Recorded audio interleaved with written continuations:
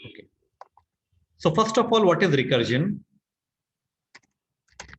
When the function call itself is called recursion. जब function अपने आप को कॉल करने लगे, जस्ट लाइक द लूप, जैसे लूप अपने आप को कॉल करता है, और लूप अपने आप को कब तक कॉल करता है? जब तक कंडीशन ट्रू है। जैसे ही कंडीशन फॉल्स होती, immediately the loop will be break. ठीक उसी तरह से रिकर्जन में फंक्शन अपने आप को कॉल करता है। 1 सेकेंड, कुछ स्टूडेंट थोड़ा सा आज लेट हो गए।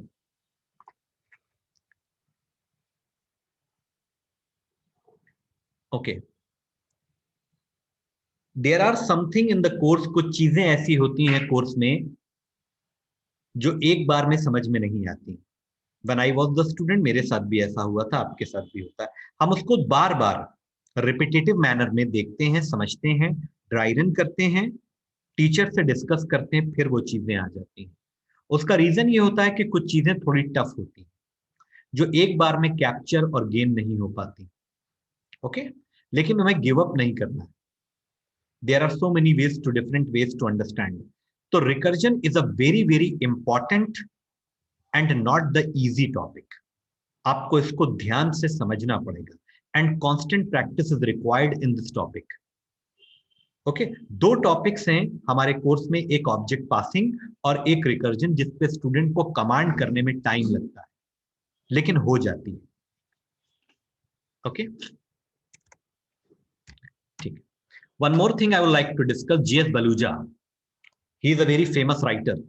बीटेक एमटेक में इनकी बुक्स चलती हैं। इन्होंने अपनी बुक में लिखा है कि this is the most powerful and important topic as well as this is most threatening topic for the student. तो student face problems in starting while taking the command in this topic recursion. Okay, ये उनका कहना था, ठीक है। लेकिन मेरा कहना ये है कि you don't worry about this topic. Okay, recursion means when the function call itself is called recursion. जब फंक्शन अपने आप को कॉल करने लगे, जैसे लूप अपने आप को कॉल करता है till the condition is true. जब तक कंडीशन ट्रू है, लूप कंटिन्यूअसली अपने आप को कॉल करता है। ठीक उसी तरह से जब फंक्शन अपने आप को कॉल करने लगे continuously in a form of loop, तो उसको हम लोग रिकर्जन कहते हैं। So there are so many problems there are so many problems, it is easy to solve by the recursion. Okay, ठीक है। अब इसको समझने के लिए मैं एक एग्जाम्पल फ्रेम कर रहा हूं, धीरे धीरे आपको टॉपिक के अंदर लेकर जा रहे हैं, ठीक है। And please concentrate, this example is very important. Diagrammatic representation हम दे रहे हैं इस टॉपिक का। ये एक मैनेजर है, ही इज अ मैनेजर, और इस मैनेजर का इंटरेक्शन एक क्लाइंट के साथ है। दिस इज द क्लाइंट, और we can say that the customer. तो कस्टमर ने मैनेजर को कोई टास्क दिया करने के लिए, मतलब कस्टमर ने इस मैनेजर को हायर किया कि हमें ये काम कंप्लीट करवाना है, ठीक है। मैनेजर ने उसे एक्सेप्ट कर लिया। मैनेजर के अंडर में एक पर्सन है, this person name is a. इसने इस पूरे टास्क को हैंड ओवर कर दिया ए को। Now A has the complete task. A worker है, मैनेजर कोई काम नहीं करता है, मैनेजर का काम होता है मैनेज करना। ये वर्कर है, इसने इस पूरे टास्क को ले लिया और इसने सोचा कि हम इसको करेंगे, बट इसकी कैपेसिटी के बियॉन्ड है ये पूरा काम। तो इसने अपने अंडर में एक पर्सन और हायर कर लिया, और थोड़ा काम इसने अपने पास रोका, और थोड़ा काम इसने बी को हैंड ओवर कर दिया। बी ने ये सोचा कि ये काम हम पूरा खुद कंप्लीट नहीं कर सकते, तो बी ने अपने अंडर में एक पर्सन और हायर कर लिया, सी, और बी ने अपनी कैपेसिटी के हिसाब से काम को रोककर थोड़ा काम सी को दे दिया। इस तरह से पूरा वर्क सर्टेन सर्टेन वर्कर्स के बीच में डिस्ट्रीब्यूट हो गया। This is called the distribution of work. Client doesn't know कि काम किसको किसको डिस्ट्रीब्यूट हुआ है। क्लाइंट का सिर्फ मतलब इस मैनेजर से है, मैनेजर का मतलब सिर्फ ए से है, ए का मतलब सिर्फ बी से है, बी का मतलब सिर्फ ए से। Please understand this a very important example to understand recursion. अब एक टाइम आएगा जिसको हम लोग कहते हैं वर्क कंप्लीशन टाइम। अब सी ने अपना काम कंप्लीट कर लिया। अब सी ने जब अपना काम कंप्लीट कर लिया तो क्या ये अपना काम कस्टमर को हैंडओवर कर सकता है? Now you have to understand this. No sir. नहीं कर सकता। Very good. अब यहां पर कॉमन सेंस है, यहां पर रिकर्जन और प्रोग्रामिंग की बात नहीं कर रहे हैं। क्या सी अपना काम, वन सेकेंड, एक्चुअली दोनों सी हो गए हैं, जस्ट अ मोमेंट प्लीज। ये कस्टमर है, तो सी अपना काम कस्टमर को हैंडओवर नहीं कर सकता क्योंकि इसको मालूम ही नहीं है कि who is the customer. Please understand. So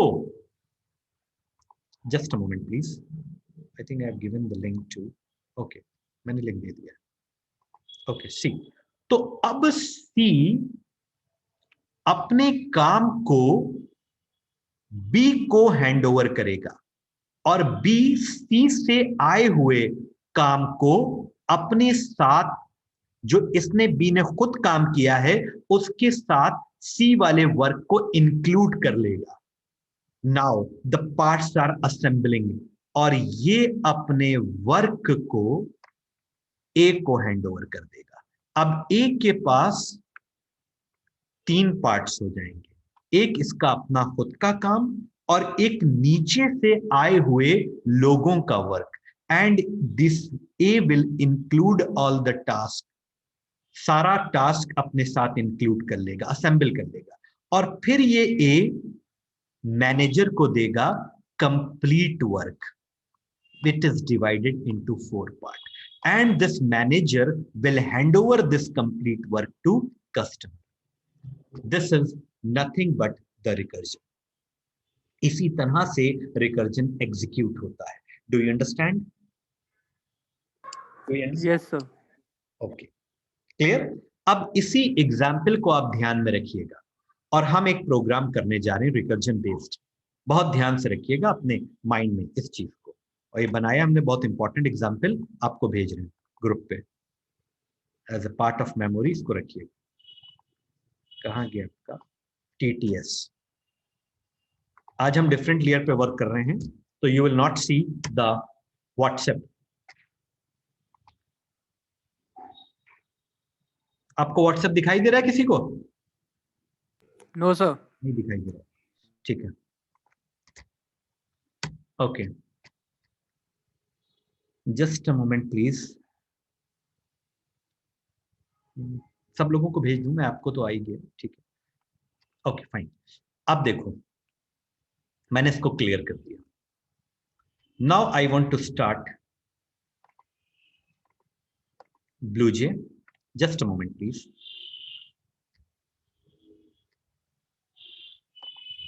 Please have some patience. Okay, Recur lecture या Recur demo, ठीक है, ओके। कौन सा प्रोग्राम करने जा रहे हैं? We are going to calculate the factorial using recursion, मतलब रिकर्जन के थ्रू हमको फैक्टोरियल जनरेट करना है, ठीक है। Important program, class Recur demo, ये हमारे क्लास का नाम है। Now I am going to create a recursive function. Question में लिख कर आएगा you have to create a recursive function, ठीक है। जस्ट 1 मिनट, इसकी पोजीशनिंग के बारे में भी बता दें। इसमें 10 मार्क्स का क्वेश्चन आएगा आपका सेक्शन बी में, आना ही है, know if and but. 5 marks का आपका क्वेश्चन आएगा कंपलसरी में, ठीक है, आना ही है। ये दोनों क्वेश्चन हमेशा पूछे गए हैं अभी तक, ओके अंडरस्टैंड। तो आपको 15 मार्क्स का टोटल रिकर्जन से मिलेगा। बस इसके साथ सेक्शन बी में अगर आपको रिकर्जन पे कमांड हो जाती है तो बस एक क्वेश्चन आपको और अटेम्प्ट करना है, या तो आप स्ट्रिंग अटेम्प्ट कर लीजिए या फिर आप DDI कर लीजिए। ज्यादातर जो स्टूडेंट्स करते हैं एज पर एक्सपीरियंस बेसिस वो रिकर्जन कर लेते हैं और स्ट्रिंग कर लेते हैं, उसके बाद सेक्शन बी से इमीडिएटली बाहर आ जाते हैं। फिर section 3 section C is not very challenging, बस सेक्शन बी आपका सबसे चैलेंजिंग पार्ट है पूरे कोर्स का, purely programming part and 20 marks, and these 20 marks are very important. तो मैं सब कुछ आपको बताता हुआ चलूंगा। Public INT fact INT n, if n is equal, अच्छा एक चीज और बता दें आपको, जस्ट अ मोमेंट, अगर हम एक while लूप की बात करें, while c less than equal to 5,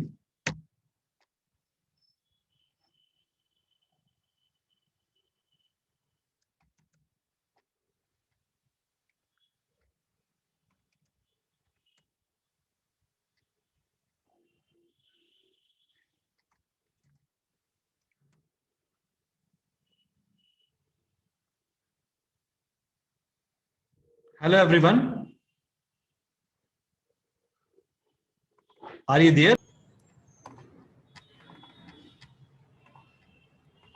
वो एक्चुअली एयरप्लेन मोड ऑन हो गया, ठीक। System dot out dot print C and C plus plus, okay. ये एक छोटा सा लूप है, इसमें ये जो है, ये इसको बोलते हैं कंडीशन, ये पूरे लूप को कंट्रोल करती है। जब तक ये कंडीशन ट्रू है तब तक लूप चलता है, और जैसे ये कंडीशन फॉल्स हो जाती, immediately the loop will be break. तो रिकर्जन में भी एक कंडीशन होती है, जब तक वो कंडीशन ट्रू है तब तक लूप चलता है, सॉरी जब तक रिकर्जन चलेगा, और जैसे ही वो कंडीशन फॉल्स हो जाएगी वैसे रिकर्जन स्टॉप हो जाएगा। इसको हम लोग कहते हैं लूप कंडीशन, ओके। यहां पर आ गया, अगर n की वैल्यू 0 है, return 1, else return n multiply fact n minus 1। Fibonacci series, GCD, string based, trails, सब इसी में देखेंगे हम लोग। बन गया program. This is the most important line of the recursion, बस इसी को आपको समझना है।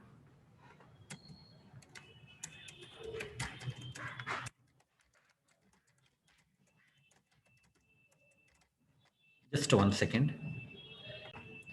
string args, look at this function is non-static, without object this function cannot be called. So let me create the object.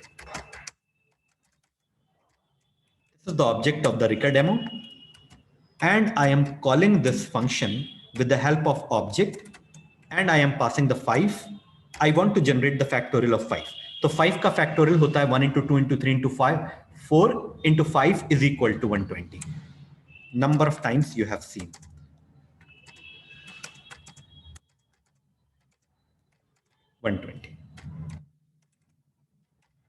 Done. This is the factorial. Okay, एक minute, compile, there is no error, बस एक second रुक जाइए, इसका output आपको दिखा दें। 120 is coming or not? See, 120 is coming.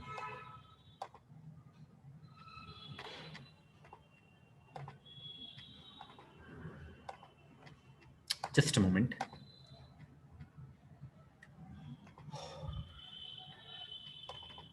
Okay, output is, that's why output is not coming, क्योंकि हमने इसके रिजल्ट को रिसीव नहीं किया। Just 1 second. System.out.print factorial is plus j. Done. अब आउटपुट आएगा। एरर सिर्फ इंसान की गलतियों से आती है, अगर इंसान गलतियां ना करे तो कभी एरर कंप्यूटर जनरेट नहीं करेगा। Factorial is 120। अब आउटपुट आ गया, प्रोग्राम बन गया, बस अब आपको समझना है। तो now you have to be very careful about the dry run of the recursion, बहुत ध्यान से देखिएगा, ठीक है, और जहां प्रॉब्लम आए वहीं हमको रोक दीजिएगा। सी, ठीक है, फैक्ट, उस बैच ने दूसरी बार में इसको समझा था, लेकिन दूसरी बार में वो लोग समझ गए थे, एक बार में नहीं समझ में आया था। अब आपको देखते हैं, ठीक है। 5 हम पास कर रहे हैं, I am calling the fact function, यानी अगर हम अपने एग्जाम्पल से कंपैरिजन करें तो यहां पर ये कस्टमर है and customer is calling the manager, something like that. तो हम 5 पास कर रहे हैं and this 5 is something like a task. तो एन में क्या आ जाएगा? 5। अंडरस्टैंड? 5 आ गया, इसमें तो कोई दिक्कत नहीं है। हम फंक्शन को कॉल करते हैं और पैरामीटर पास करते हैं, ऐसा कई बार हो चुका है। तो n में क्या आ जाएगा? 5। क्या n 0 के बराबर है? नहीं। This is a terminating condition, जो कि while में कंडीशन थी, उसी तरह से ये रिकर्जन की कंडीशन है। जब n 0 के बराबर आएगा then your recursion will stop. फिट क्या n 0 के बराबर है? नहीं। तो हम एल्स में आएंगे और इस लाइन को जैसे ये लिखी है वैसे लिखेंगे। तो हमने लिखा रिटर्न, रिटर्न को शॉर्ट में आरईटी लिख देते हैं और ब्रैकेट में n multiply, what is the current value of n? 5 multiply, और इसके बाद लिखा है फैक्ट n-1, यानी once again I am calling this function. जहां पर भी फैक्ट लिखा होगा इसका मतलब है कि हम फंक्शन को कॉल कर रहे हैं। जैसे यहां पर फैक्ट 5 लिखा था, हमने फंक्शन को कॉल किया। अब यहां पर भी लिखा है फैक्ट, यानी हम फंक्शन को कॉल कर रहे हैं। अब हम किस पैरामीटर से कॉल कर रहे हैं वो अभी हम बताते हैं। फैक्ट लिख देते हैं पहले, फैक्ट और ब्रैकेट में n-1। तो n की वैल्यू कितनी है? 5। तो 5 - 1 हो गया 4, यानी आई am calling the function fact with 4 value and this 4 will be transfer in n, यानी कि ये 4 इस n में आ जाएगा। तो n की वैल्यू जो 5 थी अब 4 हो गई। पहले 5 हमने पास किया था तो n में 5 आया and this time I am passing 4, तो n की वैल्यू 4 हो जाएगी। Can you please confirm this first step? Yes Yes, sir. sir. Yes, sir. समझ में आ गया है तो it's very very big achievement. तो अब n की वैल्यू कितनी हो गई? 4 हो गई। यानी हम फिर से इन सारी कंडीशंस को चेक करेंगे, कोई फिर से पूरा पूरा फंक्शन कॉल हुआ है। क्या n 4 के बराबर है? नहीं। क्या n 0 के बराबर है? नहीं। n 4 है, 0 के बराबर नहीं है। तो एल्स में ये वाला स्टेटमेंट फिर से एग्जीक्यूट होगा। Now we have to write down RET, यानी ए ने एक दूसरा एम्प्लॉय अपने अंडर में हायर किया, क्योंकि उससे हो नहीं पा रहा है काम। n मल्टीप्लाई, तो what is the current value of n? This time the current value of n is 4 multiply and again I am calling the function fact with n-1. 1 second please। तो हमने फैक्ट फंक्शन फिर से call किया, किस value से call किया? n-1 से। तो what is the current value of n? 4। तो 4 - 1 हाउ मच? 3 से अब की बार हम फंक्शन को कॉल कर रहे हैं। धीरे धीरे कम इसलिए होता जा रहा है क्योंकि जब ए बी को टास्क देगा तो थोड़ा तो अपने पास रखेगा।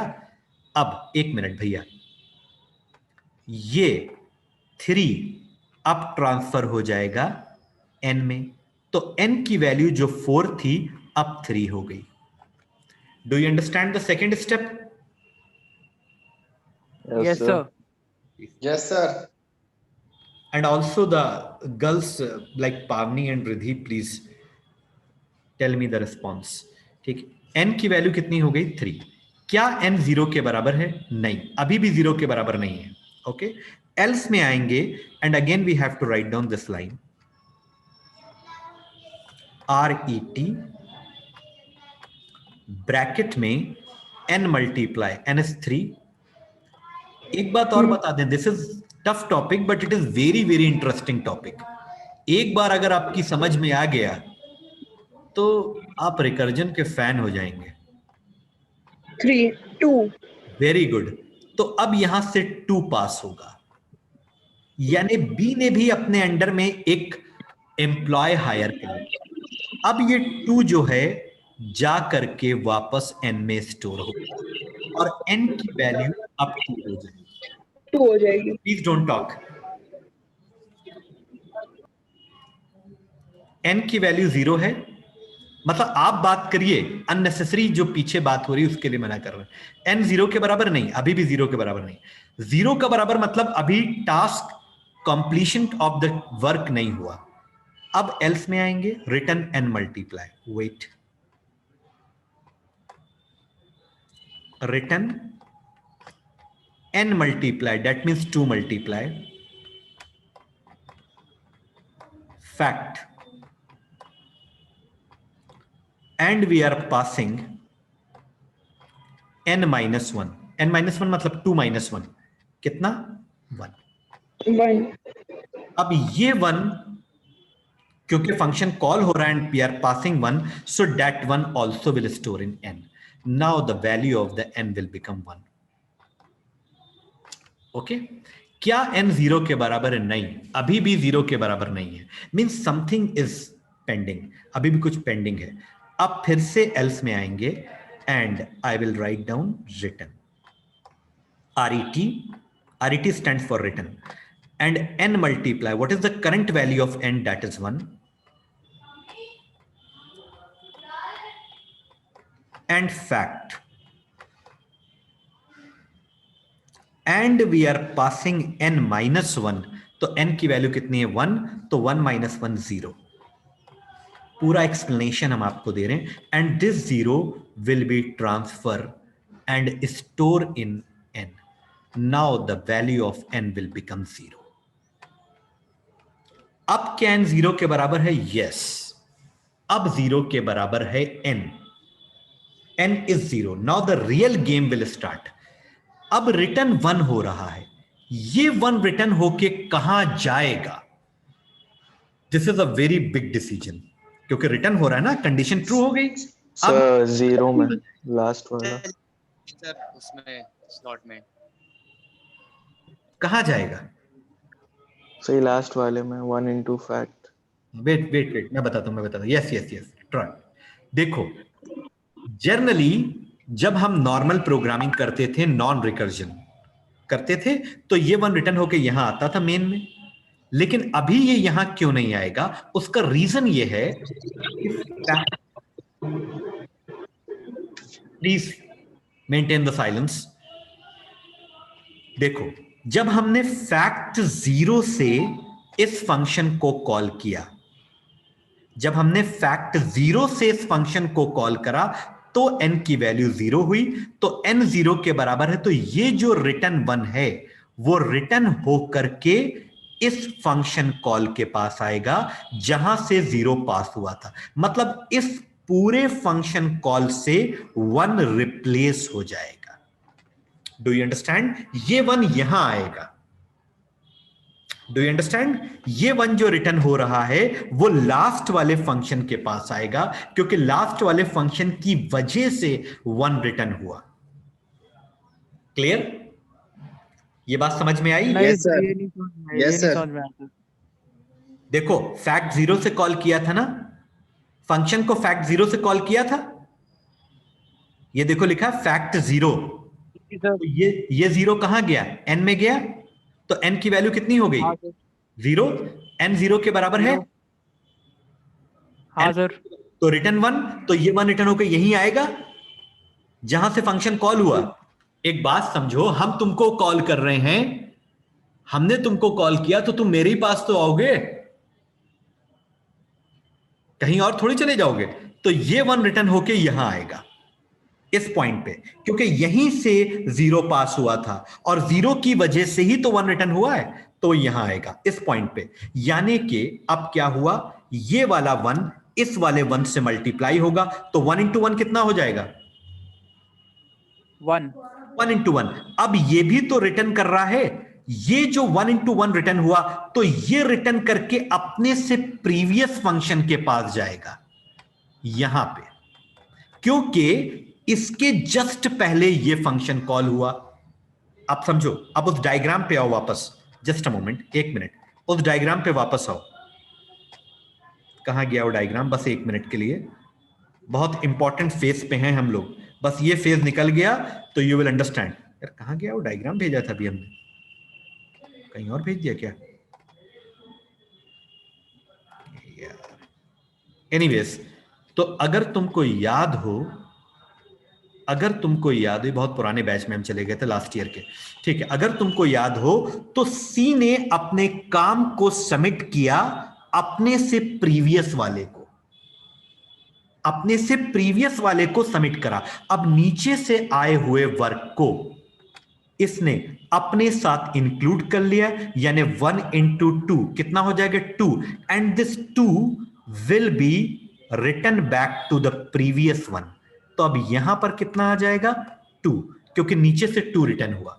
अब ये 2 इस 3 के साथ मल्टीप्लाई होगा, तो 2 into 3 6, and the 6 will be return back to the previous यहां, and 6 into 4 24, and 24 will be written back to the previous one, and 24 into 5 how much?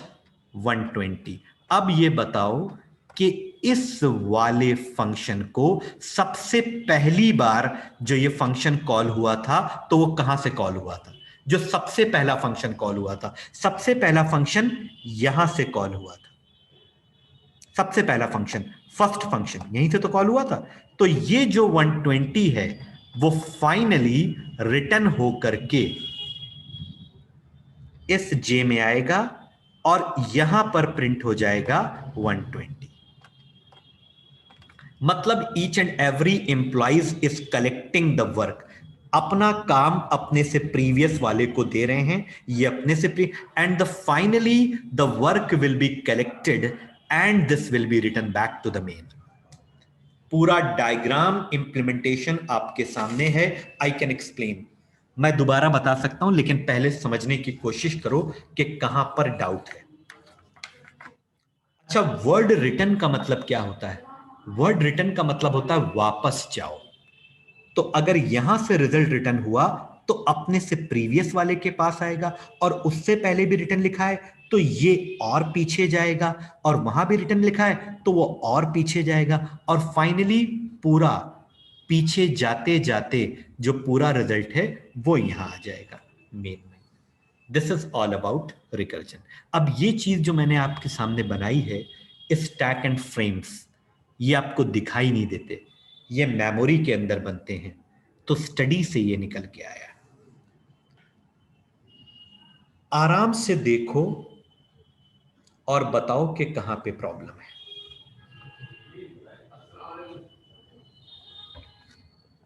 सोच समझ कर बताओ।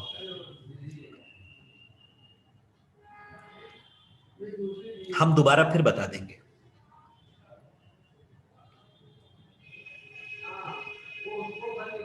Summer, summer, yes sir. समझ में आया थोड़ा बहुत?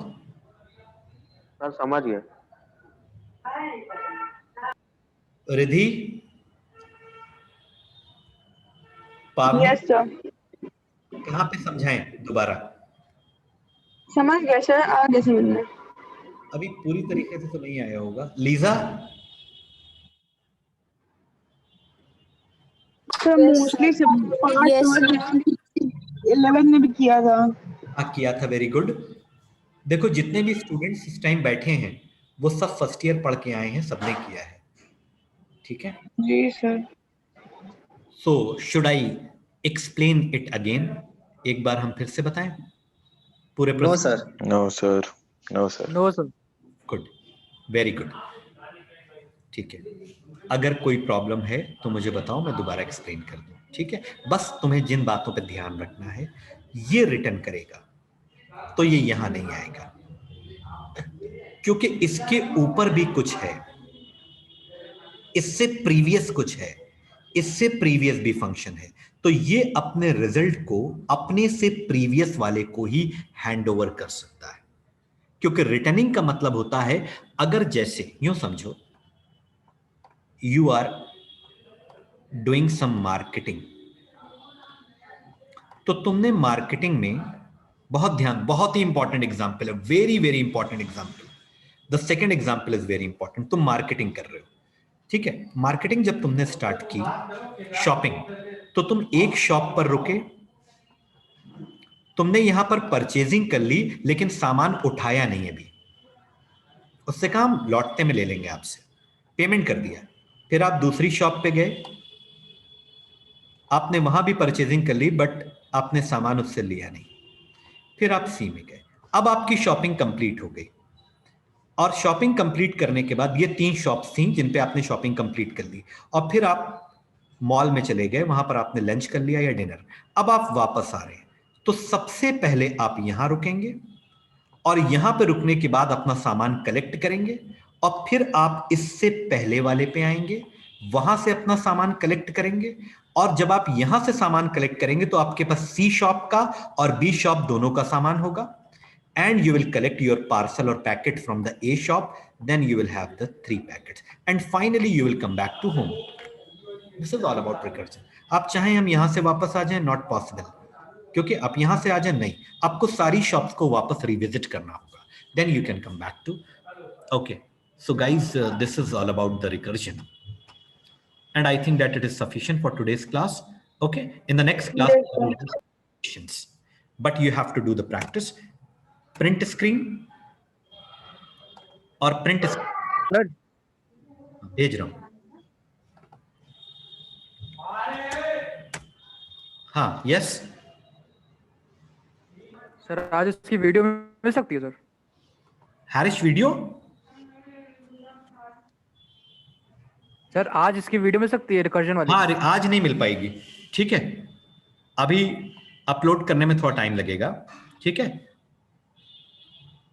ठीक है सर। ओके, कोशिश करेंगे जल्दी से जल्दी upload. How to make a factorial function by the recursive, how to make a factorial by the recursive function.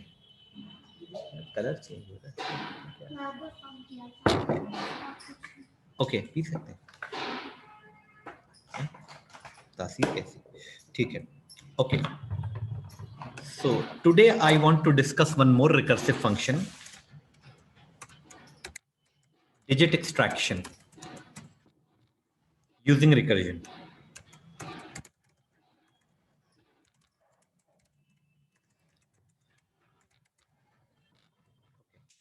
Digit extraction using recursion means 1 2 3 4.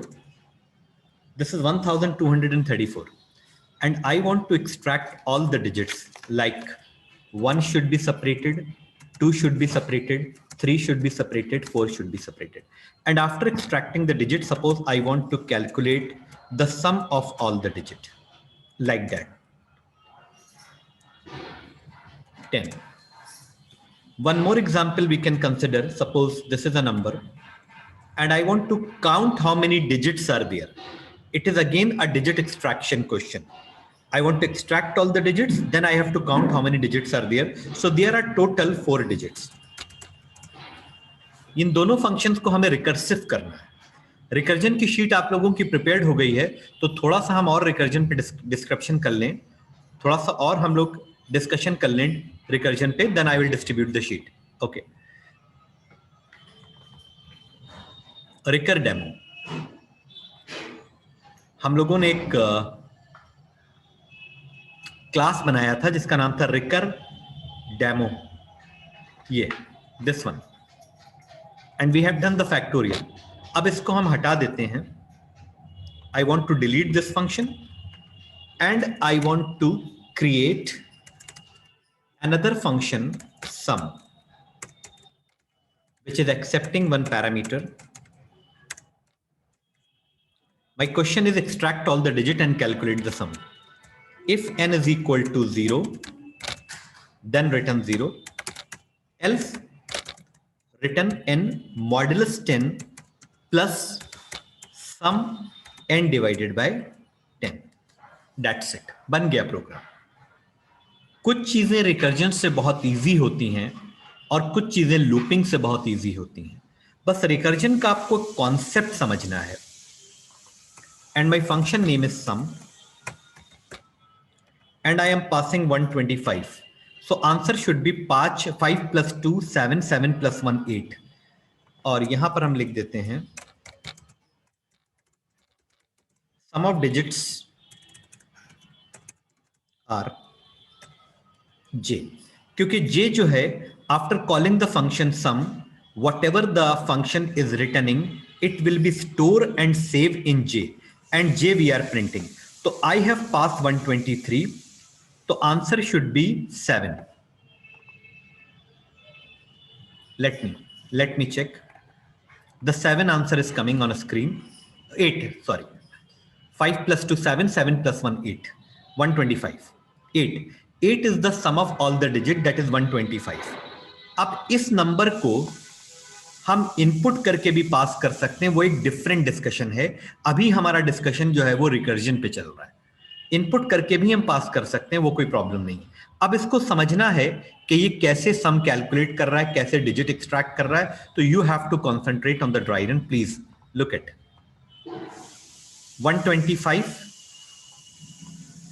I am passing to the function, and 125 will be stored in n. This is the first value I have passed, and that will be stored in n. क्या n 0 के बराबर है? नहीं. n is 125. It's a very big number that is not equal to 0. तो फिर ये वाला statement execute होगा. तो ये कैसे एग्जीक्यूट हो रहा है हम बिल्कुल लिख देते हैं. रिटर्न, तो यहां पर हम लिखेंगे RET, short form of return, and n modulus 10. किसी भी नंबर को अगर हम 10 से डिवाइड करते हैं तो एज ए रिमाइंडर हमको लास्ट की डिजिट मिलती है. तो अगर हम n को 10 से डिवाइड कर रहे हैं तो after extraction, after division I will get 5 and plus. अब हम फिर से सम फंक्शन कॉल कर रहे हैं, means once again I am calling the sum function with n by 10. तो n by 10 का मतलब है कि 125 को अगर हम 10 से डिवाइड करेंगे तो क्वोशिएंट के फॉर्म में हमें 12 मिलेगा. जो लोग इस कॉन्सेप्ट से फेमिलियर नहीं हैं उनको हम जरा सा बता देते हैं, दूसरे वाले फंक्शन में नहीं बताएंगे. 125 and I am dividing 125 by 10.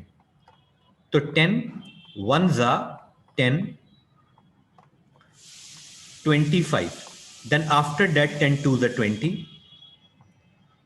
and remainder will be 5. Now you can see that the modulus provides the remainder, तो उसने 5 दिया. अब प्लस सम फंक्शन हम कॉल कर रहे हैं, I am calling the sum function with n by 10. तो n कितना है? 125. 125 by 10 that is 12. यानी कि अब हमारा फंक्शन एक नई वैल्यू के साथ कॉल हो रहा है, and that value is 12. And this 12 will be transfer in n. अब ये 12 इस n में आ जाएगा, जैसे 125 n में आया था, अब n में 12 आ जाएगा. अब n की वैल्यू 12 कंसिडर होगी. क्या 12 0 के बराबर है? No, 12 is not equal to 0. तो else में आएंगे. Again we have to write down this line, RET, n modulus 10. Now n is 12. 12 को अगर हम 10 से डिवाइड करेंगे तो how much I will get? पहला क्वेश्चन है, इसलिए हम सारी चीजें करके दिखा रहे हैं.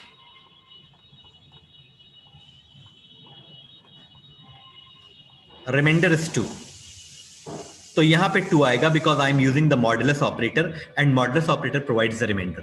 Plus now again we are calling the function with n by 10.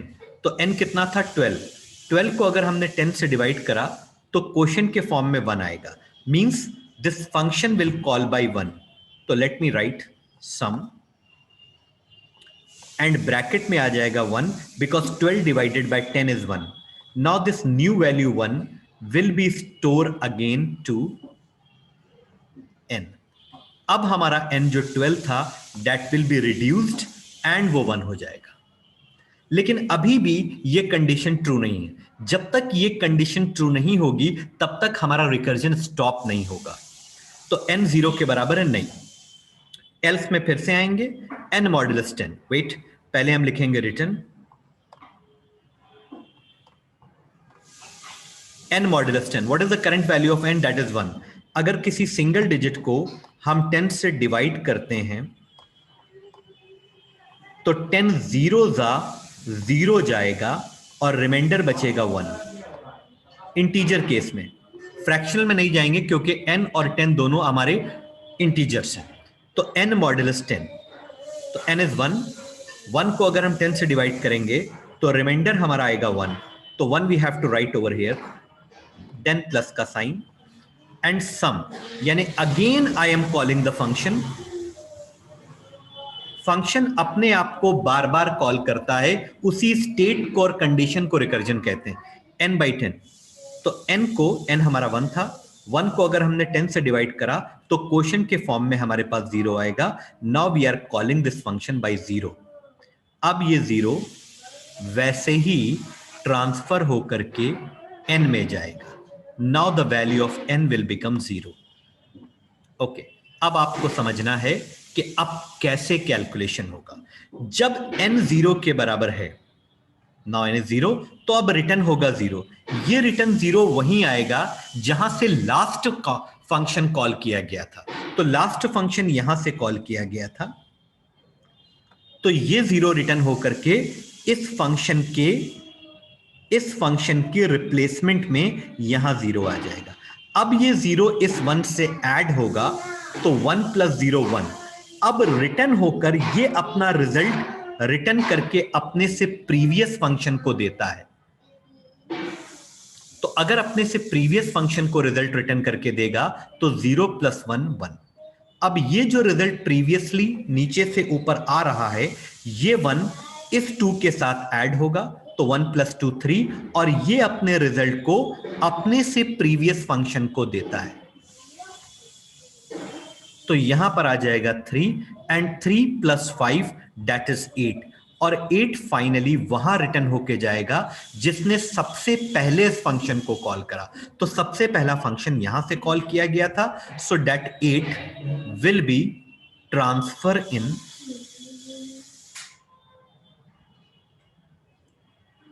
j. Now the j will be 8 and that 8 will be print with the SOP statement. This is all about recursion procedure. Now do you have any problem? So you can discuss with me. If you have any problem, please let me know. मैं दोबारा फिर बता देता हूं.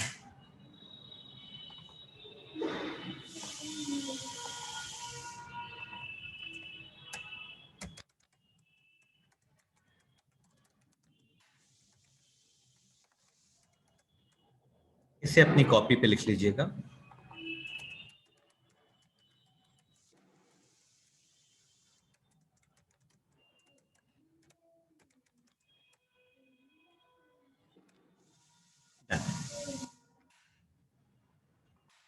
Please tell me, should I explain anything? कोई चीज मुझे बतानी है?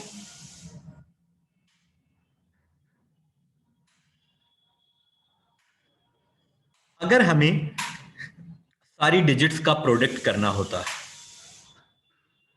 प्रोडक्ट का मतलब होता है जैसे 125 है तो 1 × 2 × 5, यानी 5 2s are 10, 10 × 1 = 10.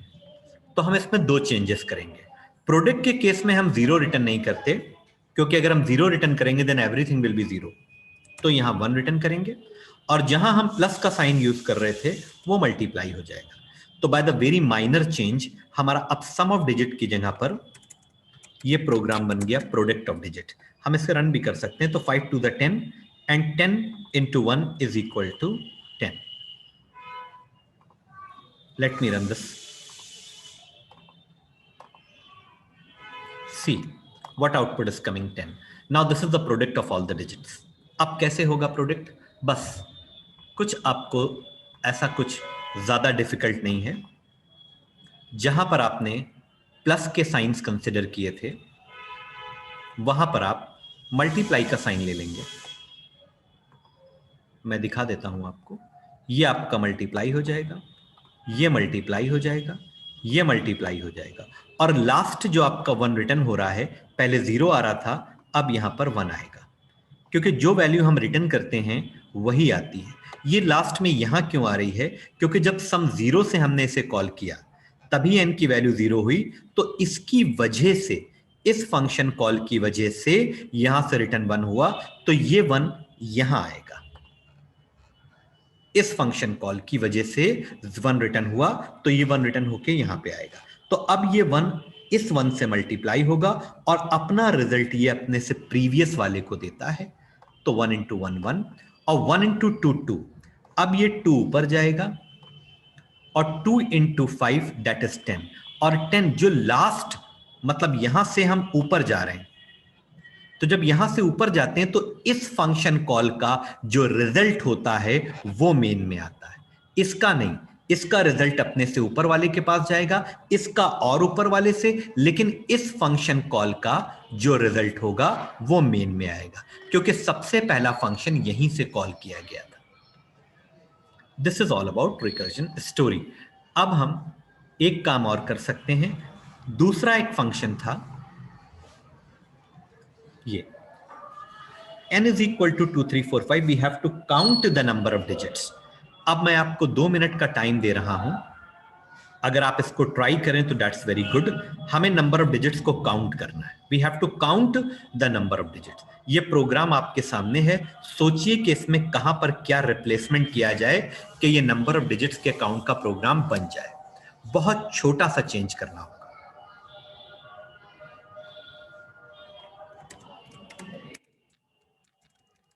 Total number of digits, जैसे यहां पर है नंबर 125, इसको थोड़ा सा और इंक्रीज कर लीजिए ताकि 4 नंबर ऑफ डिजिट्स हमारी प्रिंट हो। क्या चेंज इसमें किया जाए कि ये प्रोग्राम बन जाए? बहुत छोटा सा चेंज है, मैं बताऊंगा, जब तक आप लोग भी सोचिए। 2 मिनट में मैं आपसे इंटरेक्ट करता हूं।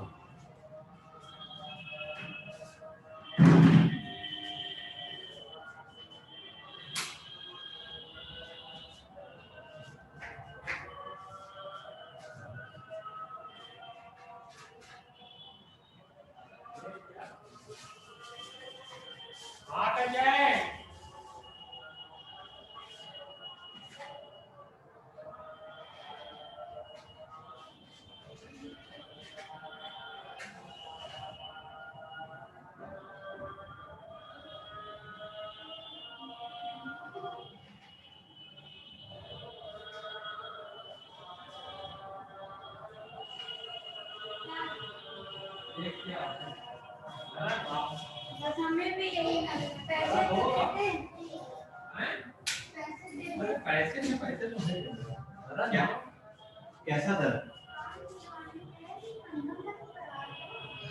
यार ऐसे किसी पैसे कमी कर रहे हो किसी के साथ, और ध्यान से करना पड़ता है।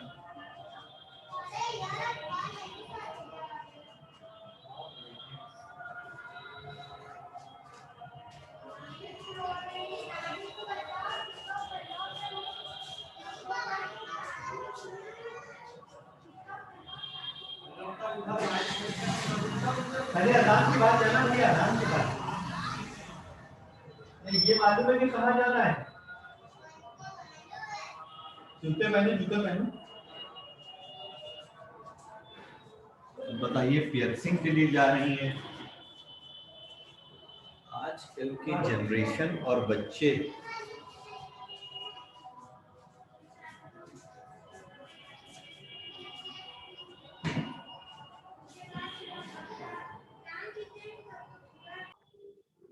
this number will be transferred in n. Now this program is behaving like counting the number of digits. Okay, so the value of n is 1 2 5 6. Understand? ये first call कहलाता है। This is the first calling. सबसे पहले function यहां से call किया गया, तो n में 1256 आया। क्या n 0 के बराबर है? नहीं। तो फिर else रीजन में आएगा और जो लिखा है वही हम लिख देते हैं। बस 2 ही चीजें समझनी है, रिटर्न जो लिखा है। Okay, give me 2-3 minutes actually. 2-3 minute के बाद हम इस क्लास को कंटिन्यू करेंगे। अगर मीटिंग ओवर हो जाती है तो आप लोग रीज्वाइन कर लीजिएगा। मैं कंटिन्यू करूंगा बस हार्डली 4 मिनट बाद, ठीक है? तो तब तक रिज्यूम है 10 मिनट हमारे पास, उसमें इसका ड्राई रन हो जाएगा। ओके, तो यहां पर हमने लिखा आरईटी। आरईटी मतलब रिटर्न 1 प्लस।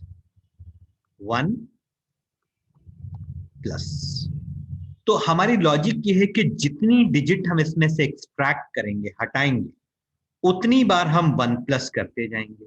तो 1 2 3 4 डिजिट हटेंगी, 4 बार 1 प्लस हो जाएगा and 4 1 plus is equal to 4। अब फंक्शन कॉल हो रहा है काउंट n by 10 से, तो I have to write down the function name count and n by 10। तो n by 10 का मतलब है कि अगर इस नंबर को हम 10 से डिवाइड करते हैं, जस्ट अभी थोड़ी देर पहले हमने देखा, तो 125, and this 125 will be updated to n, यानी अब n की वैल्यू 125 हो जाएगी, क्योंकि हमने 125 से इस फंक्शन काउंट को कॉल किया।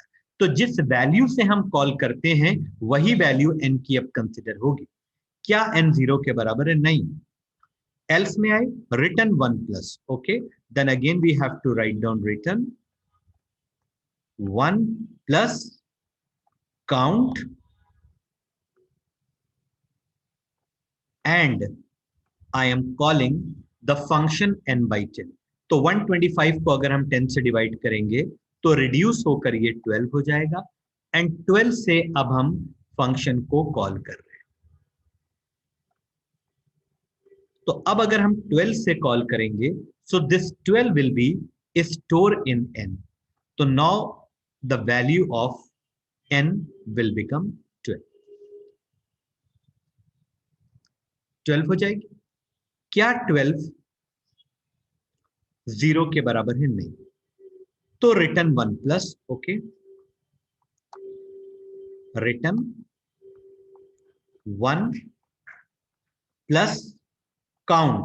आई am calling the function count. अब कैसे कॉल कर रहे हैं? 12 by 10।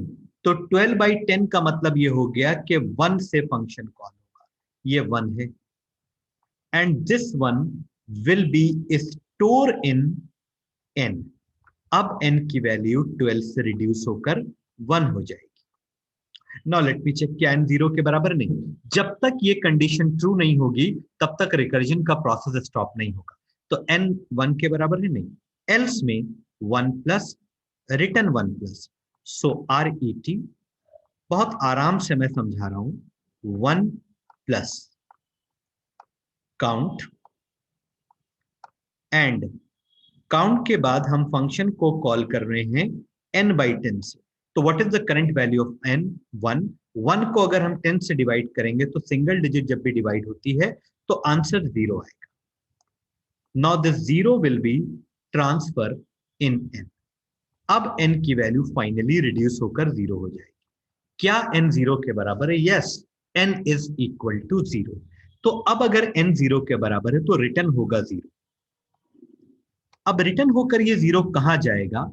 It's very important point. जहां से लास्ट फंक्शन कॉल हुआ, तो यहीं से कॉल हुआ, तो ये 0 रिटर्न होकर के यहां आएगा और ये 0 इस 1 के साथ ऐड होगा, तो 1 प्लस 0 1। अब रिटर्न 1, तो रिटर्न 1 का मतलब है कि ये अपना रिजल्ट अपने से प्रीवियस फंक्शन को देता है, तो यहां पे 1 आ जाएगा एंड 1 प्लस 1 2, ये 2 अपने से प्रीवियस फंक्शन कॉल के पास जाएगा यहां पर। तो 2 प्लस 1 3 और 3 अपने से प्रीवियस फंक्शन कॉल के पास जाएगा and 3 plus 1 4 and 4 finally main में आएगा, क्योंकि सबसे पहला फंक्शन यहां से कॉल किया गया था। So this calculated result will return back to j and j is 4। 95% question में 90% क्वेश्चन में आपको इसी तरह से फ्रेम्स को बनाना होगा। एक्चुअली रिकर्जन की भी कुछ कैटेगरीज होती हैं। एक होता है binary recursion, this is the second category, जिसको हम यूज करेंगे फाइबोनाची सीरीज में। एक तीसरा रिकर्जन होता है statement execution after recursive call, इसका यूज करेंगे हम डेसिमल टू बाइनरी में। तो अभी जस्ट रिकर्जन स्टार्ट हुआ है। ये जो फेज चल रहा है ये सबसे इंपॉर्टेंट और सबसे कॉमन फेज है। जब तक ये फेज आपको कमांड नहीं होगा तब तक आप बाइनरी रिकर्जन नहीं समझ पाएंगे। So hope you understand. आज की क्लास यहीं तक रख रहे हैं, 3 क्वेश्चन हो गए हमारे, 4। अब धीरे धीरे हम आगे बढ़ेंगे। नेक्स्ट क्वेश्चन आपको करना है पावर कैलकुलेशन। पावर का मतलब होता है जैसे 2 टू द पावर 3, आपको इसे रिकर्जन से बनाना है। तो ट्राई कीजिएगा, अगर हो जाए तो दैट्स वेरी गुड, नहीं तो फिर उसके लिए हम हैं यहां पर।